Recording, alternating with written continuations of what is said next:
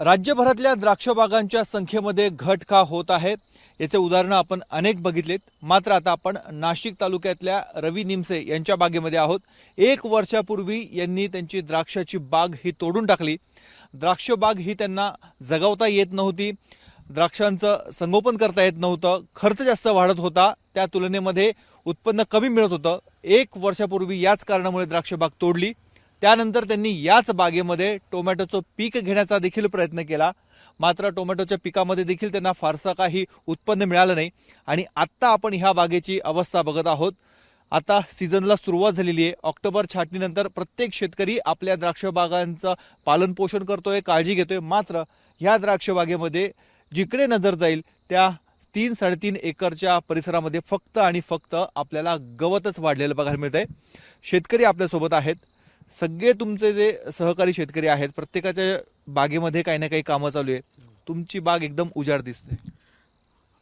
याचं कारण असं आहे की वारंवार क्लायमेट चेंजचे फटके या बाजूला जास्त, वातावरणात सतत होणारे बदल आणि त्यामुळे त्याचबरोबर एक्सपोर्टमध्ये दरवर्षी येणाऱ्या नवीन नवीन अडचणी, त्याचबरोबर आपले जे भांडवली खर्च आहे, वाढते खर्च आणि कर्जाचं प्रमाण हे वारंवार वाढत चाललं आहे। त्यामुळे द्राक्ष तोडीकडे बऱ्याच शेतकऱ्यांचा कल आता वाढू लागला आहे। लोकांना वाटतं आहे की दुसरा क्रॉप घ्यावा, एक क्रॉप घेण्याचा पण प्रयत्न केला आहे, पण तरी पण असं वातावरणात पाहिजे तसे बदलामुळे प्रॉब्लेम येत आहे।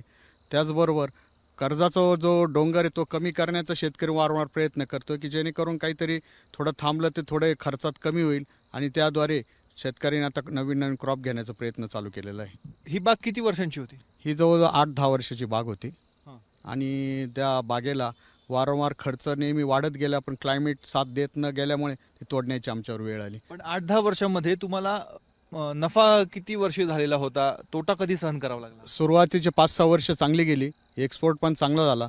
त्यानंतर हळूहळू ते 2010च्या प्रकरणानंतर त्याला जी गळती लागली ती आत्तापर्यंत गळतीच लागलेली। काय होतं 2010ला? लिओसिनचं जे प्रकरण आलं त्यात बराच मोठ्या प्रमाणात फटका बसला, सर्व एक्सपोर्टरांना पण बसला आणि शेतकऱ्यांना पण बसला।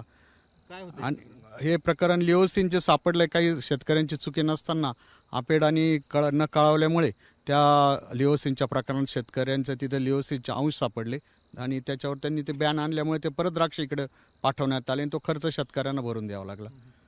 आता तुम्ही टोमॅटो लावलेला होता, मात्र आता बागेमध्ये काही दिसत नाही, फळं दिसत नाही, भाजीपाला दिसत नाही, द्राक्ष दिसत नाही। आता ते हे एंगल काढल्यानंतरच नवीन क्रॉप घेता येईल, त्याकरता आता ते थोडं आता थांबून एंगल काढून आणि एंगलला सुद्धा भाव मिळत नाही शेतकऱ्यांचा। जो लावलेला जो लागवडीचा खर्च तो विकून सुद्धा आता पूर्ण होत नाही। त्यामुळे आता कुठलं पीक? आता सध्या गव्हा पिकाकडे कल होता, पण आता वेळ झाल्यामुळे आता नवीन पिकाकडे एखाद्या आता जरी क्रॉप जे असले, कोथिंबीर म्हणा काही म्हणा, ते काढायचे शेतकऱ्यांना कल आहे। नुकसान किती सोसावं लागतंय गेल्या 2-3 वर्षापासून? कंटिन्युअस आता 4 ते 5 लाखाचं दरवर्षी नुकसान होते। कसं काय? आता काही क्रॉपच नाही आणि कर्जाचं वाढतं व्याजाचं प्रमाण आणि वारंवार कर्जाची जी पत आहे हळूहळू बँकेत पण घसरत चालली आणि त्यामुळे आता तो पर्याय राहिलेला नाही बाग काढल्याशिवाय। आणि जेणेकरून जे लागवडीसाठी जे वापरले एंगल तारा ते विकून थोडंफार कर्जात कमतरता व्याज तरी थांबवतील या दृष्टीने शेतकरी बघत आहे। ही अशीच परिस्थिती राज्यातल्या शेकडोच्या संख्येने असणाऱ्या द्राक्ष उत्पादक शेतकऱ्यांची आहे।